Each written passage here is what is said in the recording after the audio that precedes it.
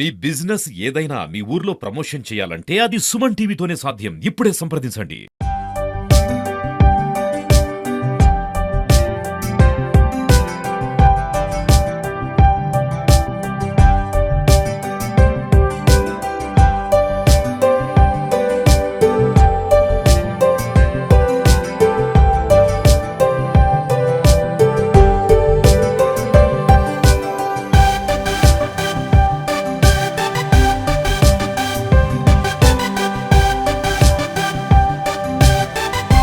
నమస్తే, welcome to Suman TV.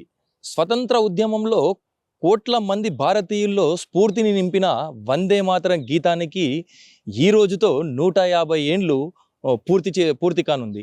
ఈ సందర్భంగా ఏడాది పొడవునా కార్యక్రమాలు చేయాలని చెప్పేసి కూడా కేంద్ర ప్రభుత్వం నిర్ణయించుకున్నట్టు తెలుస్తుంది. ఇక ఈ కార్యక్రమాన్ని ఢిల్లీలోని ఇందిరాగాంధీ ఇండోర్ స్టేడియంలో మన ప్రధానమంత్రి గారు కూడా ప్రారంభించినట్టు తెలుస్తుంది. 1875 నవంబర్ 7వ తారీఖు నాడు బంకింగ్ చంద్ర చటర్జీ ఈ గేయాన్ని రచించినట్టు కూడా తెలుస్తుంది.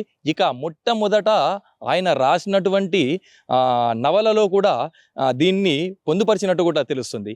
ఇక ఇదే విషయంపై రాష్ట్ర ప్రభుత్వం కూడా ఈ 151 వేడుకలు భాగంగా శుక్రవారం రోజు ప్రతి ప్రభుత్వ కార్యాలయాల్లో అలాగే విద్యా సంస్థలలో స్థానికంగా గుర్తు చెందిన అన్ని సంస్థలలో కూడా ఈ సెలబ్రేషన్స్ చేసుకోవాలని చెప్పేసి కూడా మన సిఎస్ రామకృష్ణారావు గురువారం ఉత్తర్వులు జారీ చేశారు.